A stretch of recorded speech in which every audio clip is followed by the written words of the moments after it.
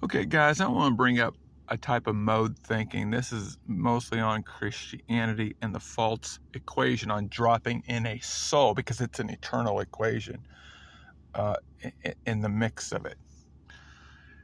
And I'll be pointing out some things. Suppose a Christian said, "Do you believe Jesus rose from the dead?"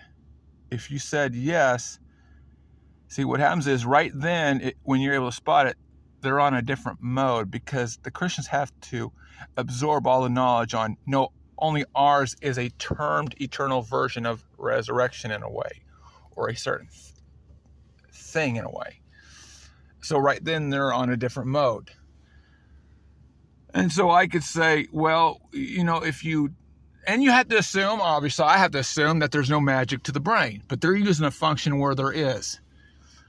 And I could say, well, if we die, like, let's say we could store it maybe in the future. I know this is a faith proposition, but like at UFO or whatever, they could store us, because it really is memory. It really is memory, okay? You're being stored somewhere.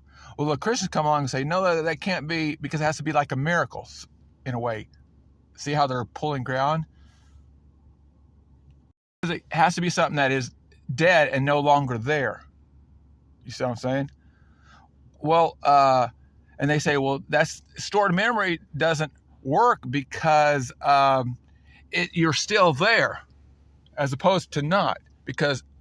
But then God, aren't you in some way always stored in God's mind? It's just a definition of storing issues. The question remains, which pulls out the false flag on God's side, is, why is my version of storage not accepted, but his is? It pulls out the proposition of, they're trying to absorb, the Christians are trying to absorb all the ground of thought here. So all resurrection has to be divine. So all the functionality might look like a resurrection, but it's all bullshit. But that violates the human perspective of their own, what would you call it, event horizons. So in a way, if you do the diagram, it sort of tells on itself because of how it splits apart. And so then if you use it on them, oh, well, that part's just bullshit.